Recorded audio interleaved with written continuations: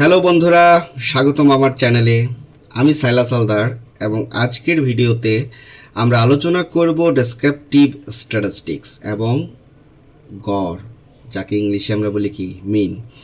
স্ট্যাটিস্টিক্সের এই পর্যায়ে আমাদের উদ্দেশ্য হলো ডেটার বিভিন্ন বৈশিষ্ট্য সহজভাবে বুঝে নেওয়া, আর এই ক্ষেত্রে ডেসক্রিপটিভ স্ট্যাটিস্টিক্স আমাদের সাহায্য করে ডেটার মূল গুণাবলী যেমন গড়, ভেরিয়েন্স, স্কিউনেস ইত্যাদি বিশ্লেষণ করতে।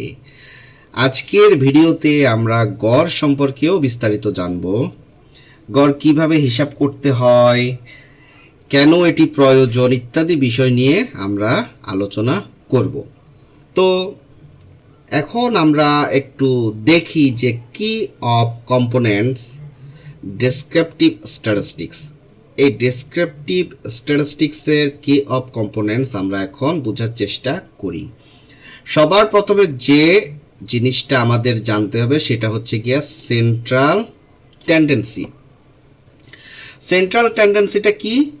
এটাকে আমরা বাংলায় যদি ব্যাখ্যা করি বা বাংলা অর্থ দ্বারা হচ্ছে কেন্দ্র প্রবণতা, অর্থাৎ কেন্দ্রের দিকে ধাবিত হওয়া। কোনো ডেটাকে বিশ্লেষণ করে, গবেষণা করে এবং সিদ্ধান্ত গ্রহণের ক্ষেত্রে আমার এই সেন্ট্রাল টেন্ডেন্সি বা কেন্দ্র প্রবণতা খুবই গুরুত্বপূর্ণ ভূমিকা রাখে এবং এটা আমাদের জানা প্রয়োজন। কারণ হচ্ছে গিয়ে ডেটার অবস্থান ও গড় মান সম্পর্কে তথ্য জানতে গেলে আমাকে সেন্ট্রাল টেন্ডেন্সি বিষয় আদি আমাকে জানতে হবে। এরপর আছে হচ্ছে measure of dispersion. Measure of ডিসপারশনটা কি? মেজার অফ ডিসপারশন হচ্ছে আমরা বিক্ষিপ্ততাকেই বুঝে থাকি, অর্থাৎ বিক্ষিপ্তভাবে ডেটার যে সাধারণ অবস্থান থাকে, বৈচিত্র্য থাকে, বিচ্যুতি থাকে, এগুলোকে বুঝাইতে আমরা মূলত ডিসপারশন এই শব্দটা ব্যবহার করে থাকি। এটা স্ট্যাটিস্টিক্সের খুবই গুরুত্বপূর্ণ একটি বিষয়। ডেটার গভীর এবং বিস্তারিত বিশ্লেষণ করতে আমরা ডিসপারশনকে ব্যবহার করে থাকি। এরপর আমরা দেখতেছি shape of the distribution. Shape of the ডিস্ট্রিবিউশনটা কি? মূলত ডেটার শেপ মানে কি? শেপ বলতে আমরা আকারকেই তো বুঝি, তাই না? শেপ অফ দ্য ডিস্ট্রিবিউশন মানে হচ্ছে বিতরণের আকার। ডেটা সেটের বৈশিষ্ট্য বা গঠন বোঝানোর জন্য এটি গুরুত্বপূর্ণ ধারণা, যা ডেটার মানে স্কিউনেস বা কুর্টেসিস ইত্যাদি আছে কি না তা প্রকৃতি এবং বৈচিত্র্য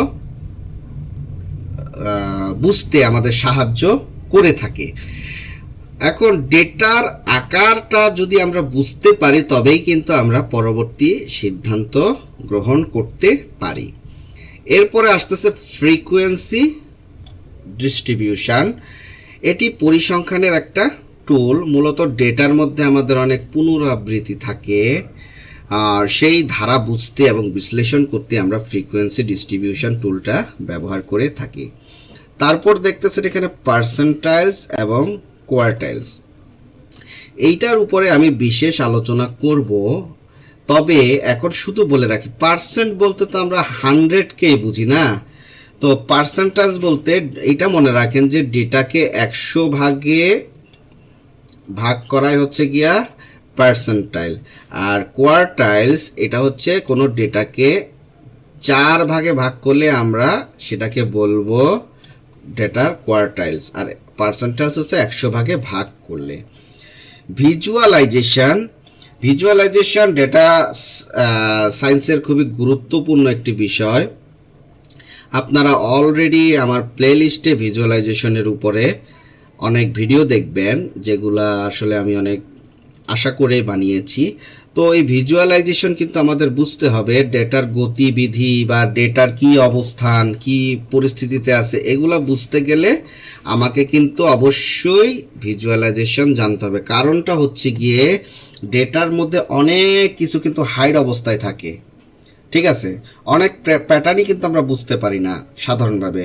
তারপরে প্রবণতাও কিন্তু আমাদের দেখতে হবে যে কোন পরিস্থিতিতে আছে, এগুলোকে স্পষ্টভাবে বিচ্যুতি, কাঠামো ইত্যাদি স্পষ্টভাবে বোঝার জন্য আমি ডেটা ভিজুয়ালাইজেশন করব এবং পরবর্তীতে কি করব, এই ক্ষেত্রে আমি সিদ্ধান্ত ইজিলি গ্রহণ করতে পারি যদি আমি ডেটা ভিজুয়ালাইজেশন করে থাকি।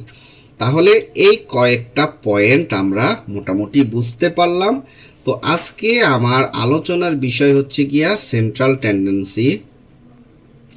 তো সেন্ট্রাল টেন্ডেন্সি থেকে আমরা মিন নিয়ে আলোচনা করব। তো সেন্ট্রাল টেন্ডেন্সি সম্পর্কে আমি একটু আগেই বললাম। তো এখন এর মধ্যে কি কি বিদ্যমান রয়েছে, এর মধ্যে রয়েছে মিন, মিডিয়ান এবং মোড।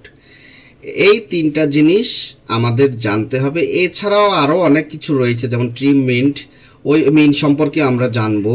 তো এই মিন বা গড় নিয়ে আজকে আমরা এই ভিডিওতে আলোচনা করব। তাহলে অনেকেই এই মিন বা গড় জানেন না, বুঝেন না, বা অনেকে জানেন ভুলে গিয়েছেন।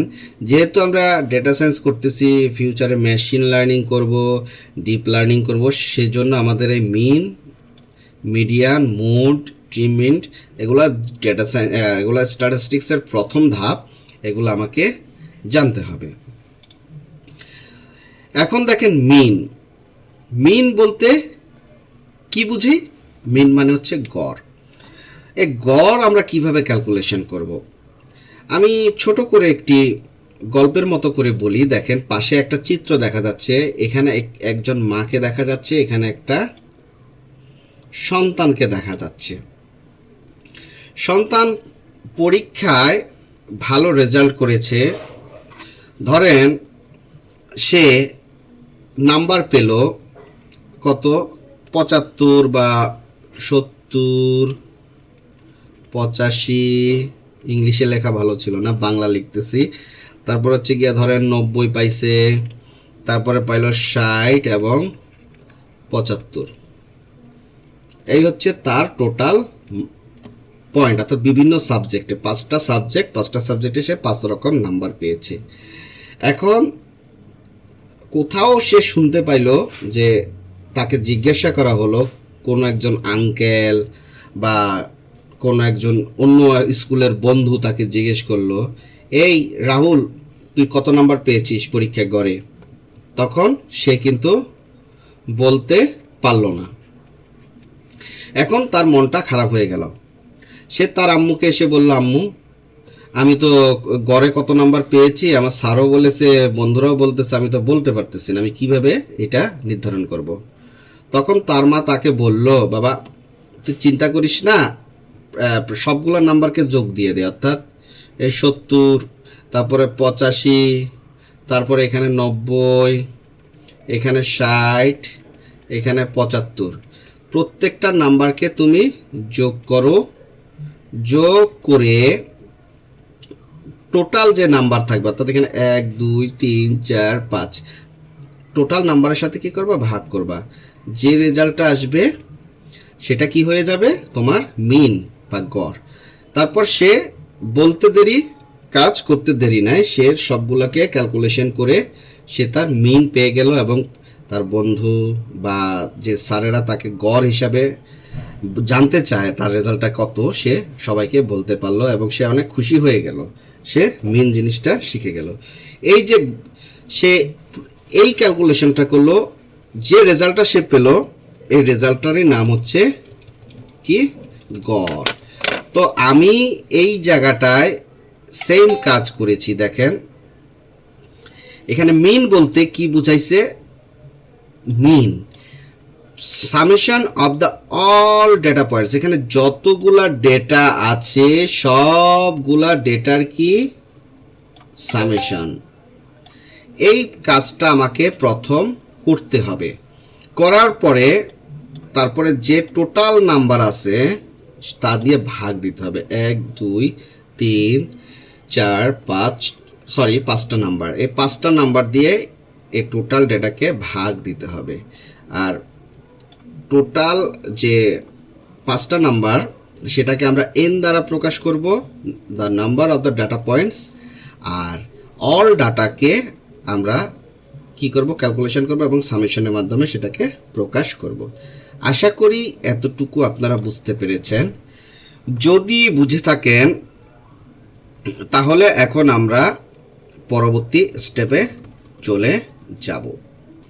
নিচে দেখেন একটা এক্সাম্পল দেওয়া আছে। এই এক্সাম্পলটা আমরা তাহলে কি ক্যালকুলেশন করতে পারবো না? অবশ্যই পারবো। এই জায়গায় স্টেপও বর্ণনা করা আছে, দেখেন। Add all data points together, count all of the number, apply the formula of mean. তাহলে এই জিনিসটা তো আমরা সেমভাবেই করতে পারি, তাই না? আমরা একটু চেষ্টা করি। এই জায়গাটায় আমরা সূত্র অনুযায়ী আমরা বসিয়ে দেই। কি বসাবো দেখেন, এই এই এই ক্যালকুলেশনটা করি। ক্যালকুলেশনটা এরকম, প্রথমে আছে 25, তারপরে আছে হচ্ছে গিয়ে 30, তারপর হচ্ছে গিয়ে 35, তারপর হচ্ছে গিয়ে 40, তারপর হচ্ছে 45। আপনারা এই জিনিসটা শিখে গেছেন মানে তা না, এখানে আরও কিছু ব্যাপার স্যাপার আছে। আপনি আমার ভিডিওতে থাকেন শেষ পর্যন্ত। এখানে আউটলায়ারের ব্যাপার আছে, তারপরে ডাটা ঠিক আছে কিনা এগুলো বুঝতে হবে, তাই না? এই জন্য মিনি কি আমার সব ক্ষেত্রে কার্যকর কিনা আমার একটা এক্সাম্পল দিয়ে যে আপনি শিখে ফেলবেন, আপনি দয়া করে ভিডিও থেকে বের হয়ে যাবেন না, পুরাটা কমপ্লিট করবেন। তাহলে কিন্তু আজকে মিন সম্পর্কে আপনার ভালো এক্সপিরিয়েন্স হবে। এখানে নাম্বার কয়টা আছে? 1 2 3 4 5, পাঁচটা নাম্বার বিদ্যমান। তাহলে এটার রেজাল্ট কত আসবে আমরা ক্যালকুলেটরে করি। এখানে হচ্ছে গিয়া 20 30 35 40 45, 20 30 35 40 45। তাহলে এটা করি, 20 যোগ 30 যোগ 35 যোগ 40 যোগ 45, এটা সমান কত আসে? 170। এখন এই টোটাল নাম্বারকে যদি আমরা 5 দিয়ে ভাগ দেই, তাহলে টোটাল নাম্বার কি আমরা কি করব? 5 দিয়ে ভাগ দেব। এখানে আমরা 5 দিয়ে যদি আমরা ভাগ দেই, তাহলে আমরা কত পাচ্ছি? 34। দেখেন এই জায়গায় সমান সমান কত আসতেছে? 34। তাহলে এটাই হচ্ছে গিয়া এই রেজাল্টটা বের হয়ে গেল। তদুপরি আমরা বিভিন্ন রেজাল্ট বের করতে পারি। এখন নিচে আরও একটা ক্যালকুলেশন দেখাচ্ছে, সেখানে হচ্ছে গিয়া 100। এই জিনিসটা এখানে দেখাচ্ছে। আমি এখানে 25 30 35 40 আর 100, এগুলোকে আমি একটু ক্যালকুলেশন করি। 25 যোগ 30 যোগ কত কত, 25 যোগ 30 যোগ 35 40 100, 25 30 35 যোগ 40 যোগ 100। এখানে 1 2 3 4 5 দিয়ে ভাগ করলে এখানে রেজাল্ট আসতেছে 46। দেখেন 46 করে যদি সে মার্ক পায় তাহলে কি জিনিসটা ভালো দেখায়? এই জায়গায় কিন্তু সবগুলো একই রকম নাম্বার, সে একই রকম নাম্বারের ক্ষেত্রে সে কিন্তু এই জায়গাটায় 34 পাইছে, অর্থাৎ গড়ে সে টোটাল ভ্যালুর উপরে 34 মার্ক পেয়েছে। তার নাম্বারই হচ্ছে সর্বোচ্চ 45। সুতরাং এটা একটা মানানসই, তাই না? এটা মোটামুটি মানায়। কিন্তু এই জায়গাটায় সে একটাই পাইছে 100, আরগুলা পাইছে 20 25 30। তার গড় কত দাঁড়াইছে? গড় দাঁড়াইছে হচ্ছে গিয়ে 46। এই জায়গাটায় গড় আসতেছে 46। তো জিনিসটা কি মানায়? কখনোই মানাচ্ছে না। তার মানে এই জায়গাটায় এই 100 এটা একটু বেশি মার্ক না? আর এখানে সবগুলা কাছাকাছি। সুতরাং এই ক্ষেত্রে মিন কিন্তু প্রযোজ্য। এই ক্ষেত্রে গড় হিসাব করলে আমার ডেটা সেটের কোনো সমস্যা নেই, ডেটা সেট ওকে। কিন্তু আপনি অন্যান্য সাবজেক্টে খারাপ, একটা সাবজেক্টের জন্য আপনাকে যদি গড়ে 46 মার্ক করে দেয়, তার মানে তো আপনি ভালো ছাত্রের কায়দায় পড়ে যাবেন। আমি ধরলাম যে 4-5টা সাবজেক্টে আপনি ভালো মার্ক পাইছেন, 2টা সাবজেক্টে আপনি ফেল করছেন, তাহলে কি আপনি ভালো সাবজেক্টে পড়বেন? সেক্ষেত্রে তো গড়ের কোনো ভ্যালুই থাকলো না, তাই না? তো সব ক্ষেত্রে কিন্তু আপনার গড় কার্যকরী না, ঠিক আছে? হ্যাঁ, গড়ের মাধ্যমে আপনি সহজে ক্যালকুলেশন করতে পারতেছেন, আপনার খুব সহজে গণনা করা যায়, তারপরে মানকে প্রভাবিত করতেছেন, ইত্যাদি ইত্যাদি অনেক সুযোগ সুবিধা মিনের মাধ্যমে আছে, কিন্তু সব ক্ষেত্রে কিন্তু আপনার মিন কার্যকরী না। আপনার এখানে রিয়েল ওয়ার্ল্ডের আরও একটা এক্সাম্পল দিয়ে দিচ্ছি, সেটা আপনারা একটু করার চেষ্টা করবেন নিজেরা। আশা করি এতক্ষণে আপনাদের মিন সম্পর্কে ভালো আইডিয়া হয়ে গিয়েছে। তো যেটা বলতেছিলাম, মিনের যেমন সুযোগ সুবিধা আছে তেমনি কিন্তু অসুবিধাও আছে। সেই অসুবিধাগুলা একটু আমি আপনাদের সাথে শেয়ার করি। সেটা হচ্ছে গিয়া এর মধ্যে আউটলাইন অর্থাৎ আউটলায়ার, কারণ হচ্ছে মান কখনো একদম ছোট থাকতে পারে, কখনো একদম বড় থাকতে পারে। যখন আপনি এই মানগুলার গড় নির্ধারণ করবেন সেক্ষেত্রে আপনার ডেটারটা কি হয়ে যাবে, আপনার ভ্যালুলেস, ডেটার কোনো ভ্যালু থাকবে না। কিন্তু যদি আপনার ভ্যালুগুলো সমান সমান থাকে, অনেক ডেটা, মনে করেন হাজার হাজার ডেটা আপনার ডেটা সেটের মধ্যে বিদ্যমান, সেক্ষেত্রে আপনি মিন ব্যবহার করতে পারেন। অল্প পরিসরে ডেটার জন্য আপনার স্কিউ হওয়ার সম্ভাবনা থাকে, সেক্ষেত্রে আপনি মিন ব্যবহার করলে আসলে ডেটার ভ্যালু ওরকম থাকবে না। তার মানে আমরা বুঝতে পারলাম মিন মূলত বিশেষ বিশেষ ক্ষেত্রে ইউজ করব। আর স্কিউনেস, অর্থাৎ আমরা যখন বুঝতে পারবো ডেটার মধ্যে স্কিউনেস আছে বা আউটলায়ার বিদ্যমান, সেক্ষেত্রে আমরা অন্য ফর্মুলা ইউজ করব। সেই ফর্মুলা আমি আগামী ভিডিওতে বলতে যাচ্ছি আপনাদের সাথে। তো আমরা মিন সম্পর্কে এইটা বুঝলাম যে যদি ডেটা সিমেট্রিক হয়, যদি এদের ভ্যালু কাছাকাছি থাকে, যদি অনেক বেশি ভ্যালু হয়, সেক্ষেত্রে আমরা মিনের একটা ক্যালকুলেশন করতে পারবো। কিন্তু যদি ডেটা সেট ছোট থাকে, যদি ডেটা সেট সিমেট্রিক না হয়, কিংবা ডেটা সেটে যদি স্কিউনেস থাকে, সেক্ষেত্রে আমরা মিন ব্যবহার করতে পারবো না। তো এখন আমি আপনাদের সাথে কিছু প্রোগ্রাম করতে যাচ্ছি। এই ক্যালকুলেশনগুলাই আমি আপনাদেরকে প্রোগ্রামিংয়ের মাধ্যমেও দেখিয়ে দিতে চাচ্ছি। তখন তো আমরা শুধু হাতে কলমে দেখলাম, তাই না? যেহেতু প্রোগ্রামিং আমাদের প্রতিটা জায়গায় কাজে লাগবে, একটু প্রোগ্রামিংও করে দেখি। জাস্ট প্রোগ্রামিং করব, প্রোগ্রামিংয়ের পরেই আমরা ভিডিওটা শেষ করব। তো চলেন আজকে আমরা একটু প্রোগ্রামিং করি। কোনটা নিয়ে প্রোগ্রামিং করব? আমরা এখানে একটা ডেটা বাদ রাখছি না, 50, 60, 70, 80 রিয়েল ওয়ার্ল্ড এই ডেটাটাকে নিয়ে আজকে আমরা একটু প্রোগ্রামিং করে দেখি। তো প্রোগ্রামিং করতে গেলে আমরা কোথায় যাব? আমি গত ক্লাসে দেখিয়েছিলাম এনভায়রনমেন্ট সেটআপে আমরা অ্যানাকন্ডায় যাব। অ্যানাকন্ডায় গিয়ে আমরা এখানে লিখব জুপিটার নোটবুক।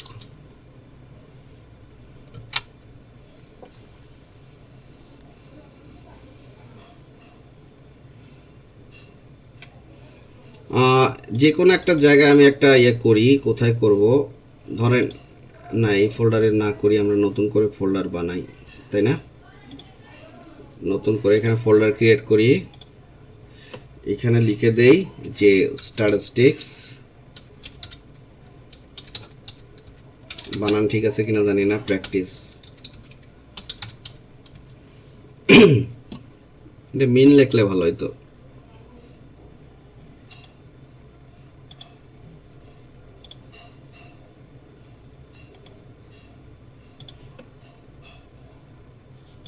মিন প্র্যাকটিস লিখে দিই না?